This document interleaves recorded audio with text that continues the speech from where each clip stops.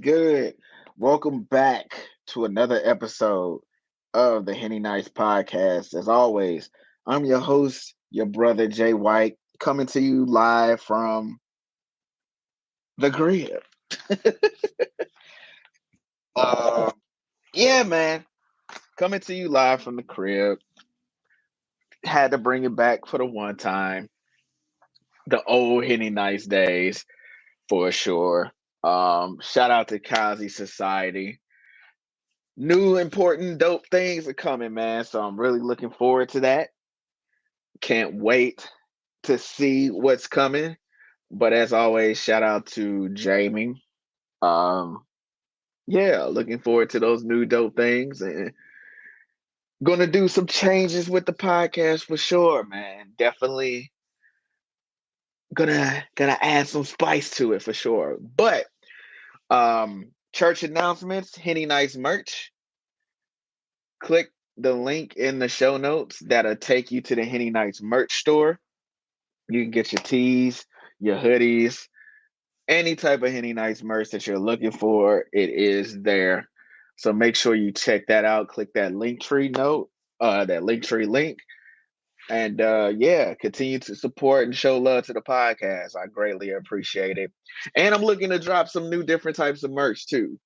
Trying to work on some things, man. Trying to elevate Henny Nights, since we about this is year what year is this? 5 or 6 at this point. So yeah, be on the lookout, man. But I am riding solo on this episode. No guest this week. I took a little break.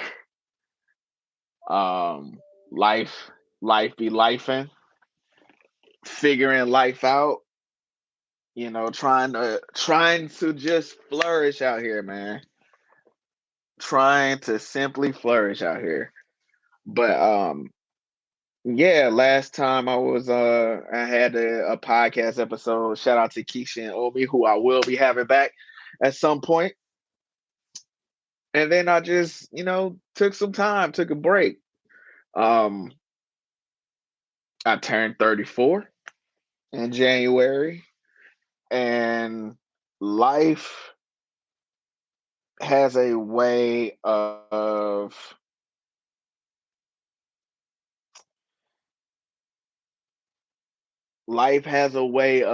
getting you prepared for the things that you ask for by removing a lot of the things that don't serve you, that isn't aligned with what you're asking for. So I had to take a step back, man.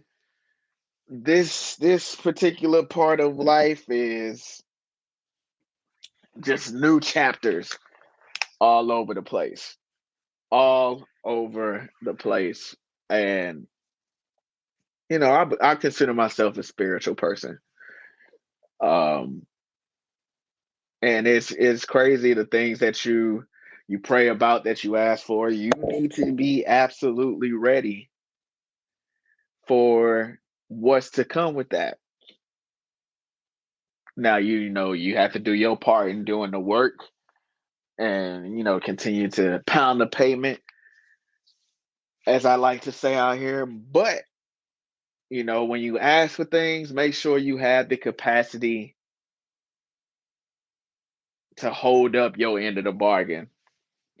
And when I say I've been getting tested to make sure I hold up my end of the bargain, and I had a capacity to take on what it is I'm asking, that is exactly what is happening right now. So, and I welcome it. I welcome change. I went through a big change, when not like a midlife crisis, but I went through a big change when I turned 30.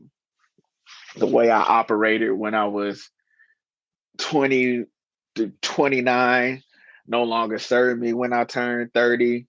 And so I'm relearning myself in general, relearning a lot of things about me. My stance on certain things has changed because of the things that I've learned. Shout out to cognitive dissonance.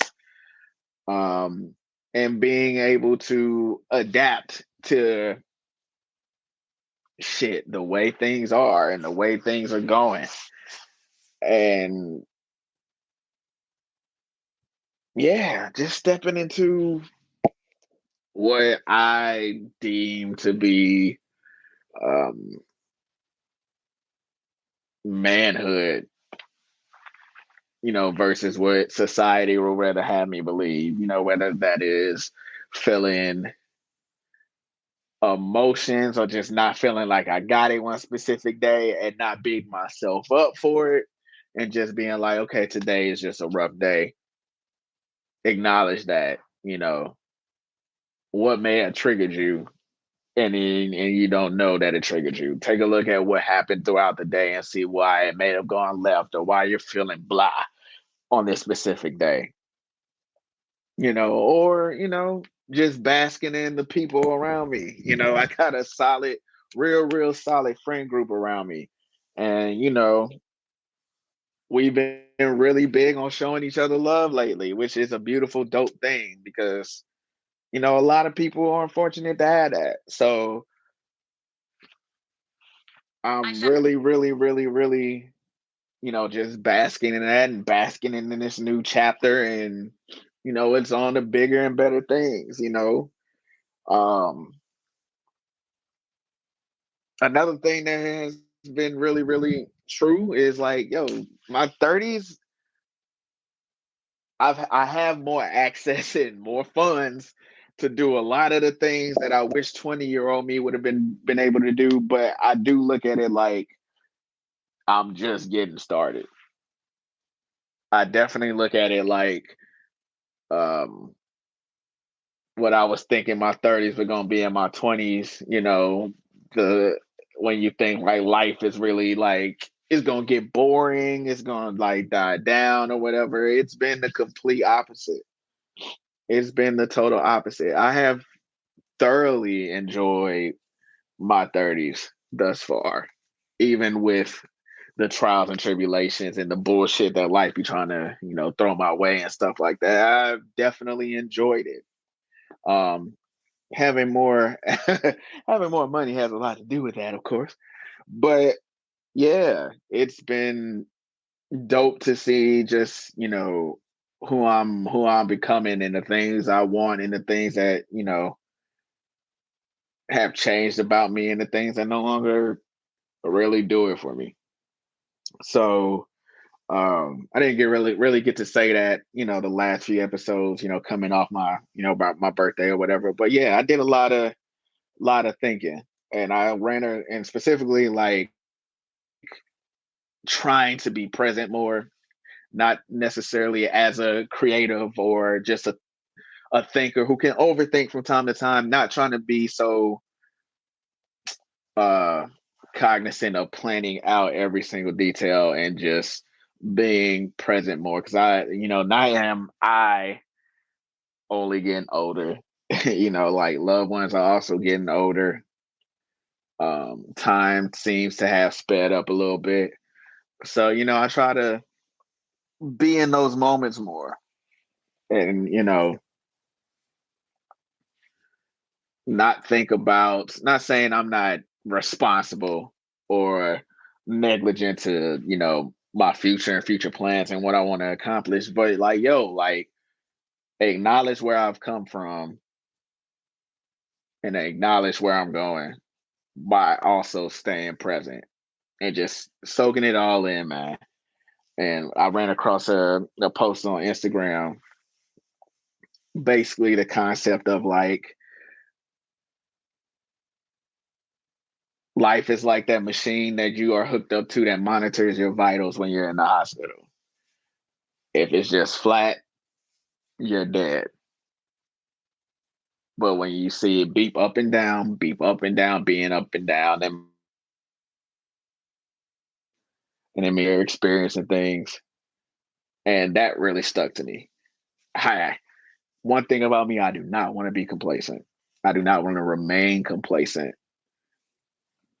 Um, I do. I don't want to stop growing. I don't want to stop changing the way I'm thinking about things and thinking about life in general. Um, And not to say it's not hard. It's hard as fuck. It's hard as fuck when shit just piles on and piles on and piles on. And it's like, yo, fuck all this, bro. I'm about to tap out. But it is important to have resiliency and to continue to push forward because you never know, you know, you take it a little step further that one day and that can be the breakthrough you need. So I'm at a point where I'm putting a lot of things in perspective or whatever. And I'm super excited about these new chapters that, are unfolding for your boy. So yeah, life has been lifing, but life has also been good, man. Like I said, I'm just trying to flourish out here. So speaking of learning new things and unlearning new things, I also ran across a a very interesting social media post, and it's rare. I mean, I'll talk about some things that are come over from social media or like pop culture or whatever. Um, Sometimes on the podcast, but I typically try to like stay away from that unless we like having a funny conversation. But I ran across two different things on social media that like maybe at a younger age I would have thought differently about, but it's also like at this point I'm also speaking back on that, looking at things differently. So the first social media post I ran across is that uh men can't survive without sex. Now, young Jay White, out here when he was out here, you know, trying to get his shaboing boing touched here and there every once in a while. I would have believed that. You know what I'm saying? I would have believed that. Like, absolutely. How can you survive without fucking on something? Shout out to Growth because 30-year-old Jay White does not believe that. And in this clip, he was saying that men simply aren't built for that. And in regards to a relationship, you'll see how quickly uh, a relationship is not on the table or is non-existent when you remove sex from the equation. So I thought that was interesting because, like I said, young Jay White was out here trying to get the shaboing boing touched for sure. But also because of the things that I've gone through, my views on relationships have changed a little bit. There were times in previous relationships that, we weren't necessarily humping on each other every single day, which is cool, man. You know, you wanna stretch it out a little bit or whatever. But what I disagreed with was, for one, putting a timeline on when or where you should and shouldn't be humping on each other. I do believe that, like, yo, if I'm feeling your vibe and I'm rocking with you, that at some point, like, it'll naturally happen. Where I scratch my head at, though, is when someone, it could be, man or woman, typically, I can only speak for me. I've only encountered women that have done this, but specifically when a woman continues or constantly harps on the fact that like we're not doing nothing, it leads me to believe that like she would like to touch private parts, but she don't want to be judged. And that's another whole topic can of worms in itself. Um, Niggas don't be making women feel comfortable out here. That's a big problem. But in this instance, when it was harped on that, like, just so you know, this ain't that, this ain't this ain't that, this ain't this. This makes me believe that, like, okay, you would at some point like to do that. Even you may want to do it now, but you don't want to be looked at sideways, and you don't want to be judged if it came down to that and that happens. Cool. Or rushing into one to do that, because women talk about men immediately as soon as they get slide in the DM, or as soon as they get the digits or whatever, within 4 to 5 hours, they send in unsolicited dick pics and just completely ruining the fucking vibe. So I get both ends of the spectrum. The whole men can't survive comment, though,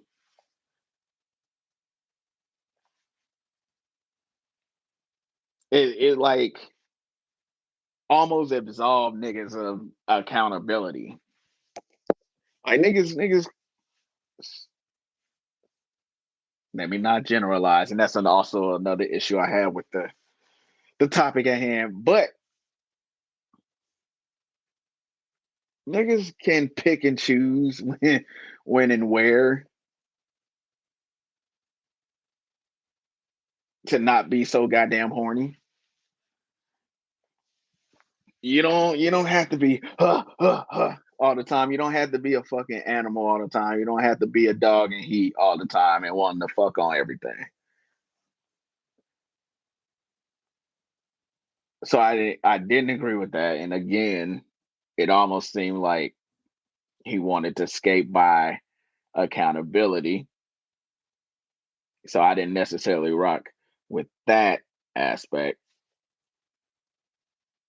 But also,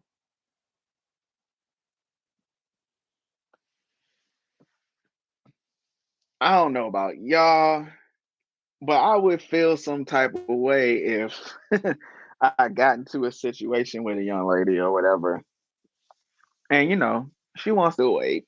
That's cool. Well within her right or whatever. And we may hit it off. It may get super serious or whatever, and it finally comes down to it. And I get and we get it in, and it's bad. Because me personally, I don't know how you bounce fucking back from that. Like, you give them another shot and it's just bad, then, like, the whole relationship or the whole dynamic is up in fucking smoke. Cause she can't manage the shaboing boing right. It's all bad. And same goes for women too.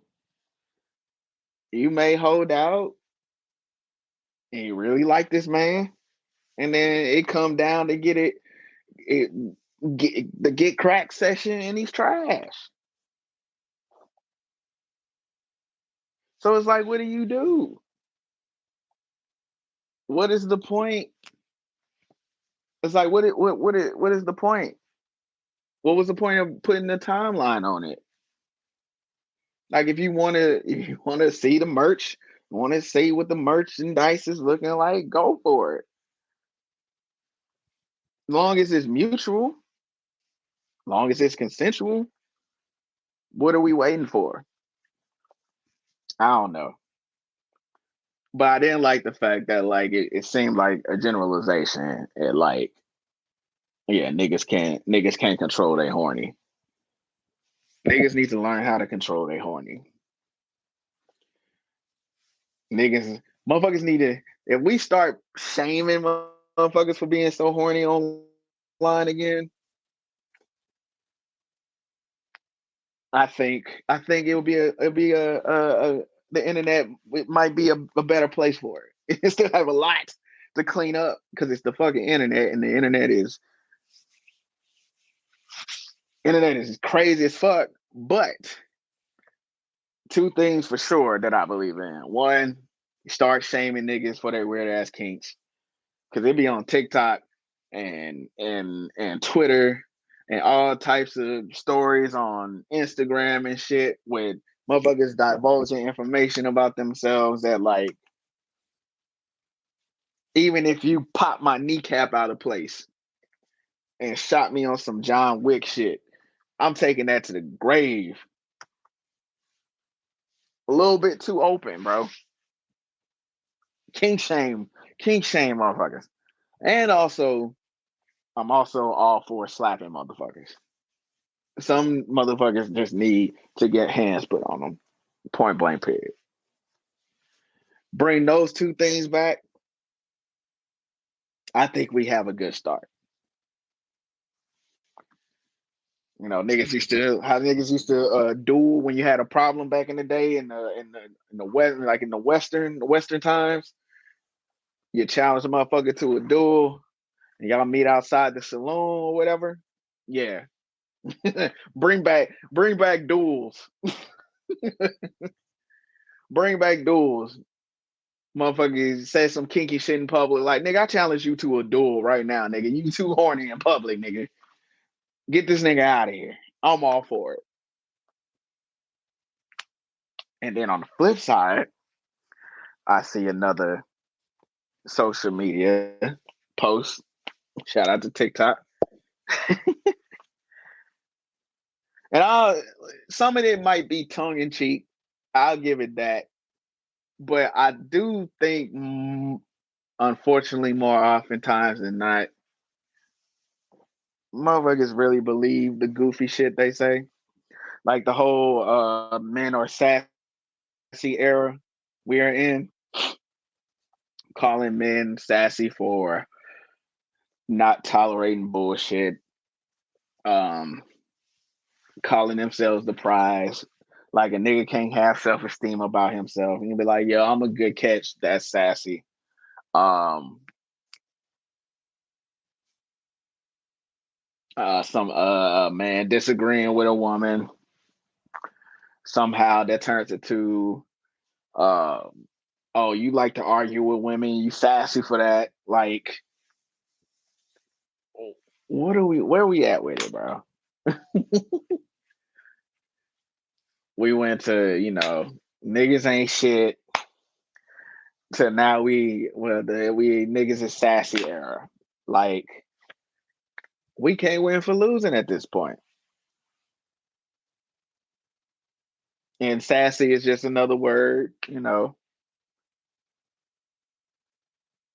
borderline call somebody feminine. Like, what are we doing? Like the TikTok I saw, I posted it on my page. It's like it was. It is one. It's just crazy because it was a podcast too, and I'm ironically talking about this shit on a podcast. But if a nigga is under 30, he's sassy. So niggas can't dance. Niggas can't be in fashion. Niggas probably can't love their mama. Niggas can't wear bright colors. Puh, niggas can't. What else? We be deemed sassy. Niggas can't live. It's a crazy time we're in, bro. It is an insane time we're in, bro. But I can't call it, man. Don't.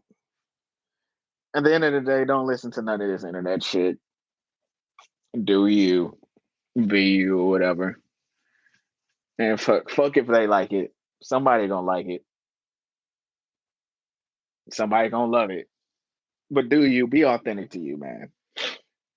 Cause I'll be damned if a motherfucker call me uh sassy for not accepting they bullshit. Ain't no way. Ain't no way around it, bro. I'll be that. I'm sassy because I like to dance. You goddamn right. I like to dance. I like to hit my Diddy Bop standing on couches, eating a chicken plate. If I'm sassy for that, yeah, I'll be that. I'll be that all day, every day. Niggas sassy for having female best friends. Bro, I can't be around niggas all day. And don't get me wrong, I love my niggas, but I like having female friends too. Shit, your female friends are the ones that are sometimes bringing in bringing in the women because they want to see what the fuck you got going on. Like, huh? Because it makes women wonder. Like, huh? What they got going on? What's that? But I get that having friends is sassy too. You better not love your family, nigga. That's sassy. Like, shit is crazy out here. Shit is crazy. So, moving on, man. I'm gonna do a quick question game before I get out of here. Just a couple questions that from the previous question games that I always play on the podcast that I didn't get to. So I'll answer them here while I got y'all for the solo dolo episode. So first question. Have I ever been cheated on?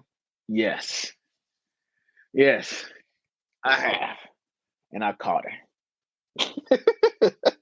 I caught her. Funny enough, caught her because of social media.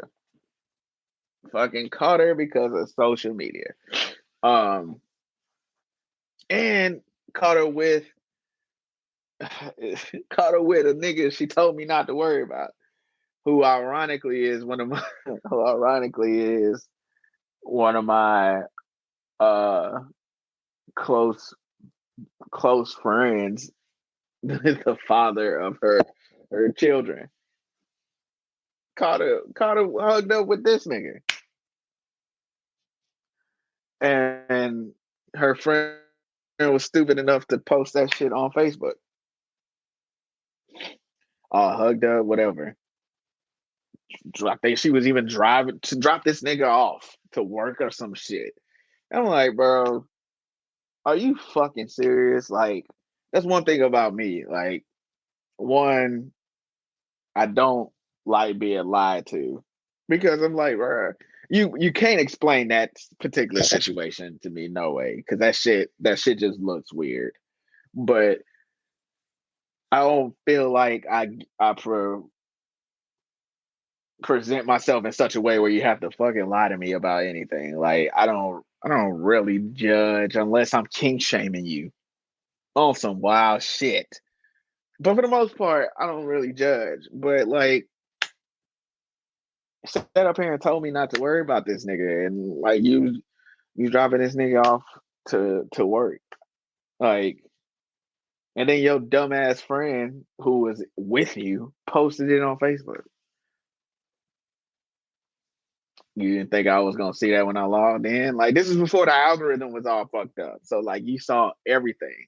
You saw everything in real time. Yeah, her friend tried to take up for her, and I don't I don't really know what her friend could say, but because like you were hugged up with this nigga, like not just like arm around the motherfucker, like nah, nigga, arms around neck, like at the school dance type hug or whatever. Like, get the fuck out of here. But yeah, I consider that cheating. Um, because why is you out here hugging niggas?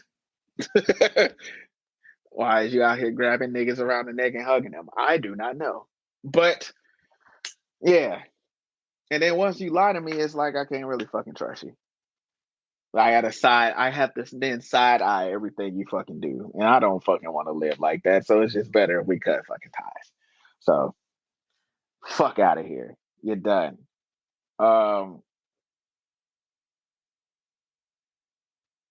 Something I would do right now if I had all the money in the world to pull it off. Ooh, dog. I've always said I wanted to do this, but and still actively working on this. Uh,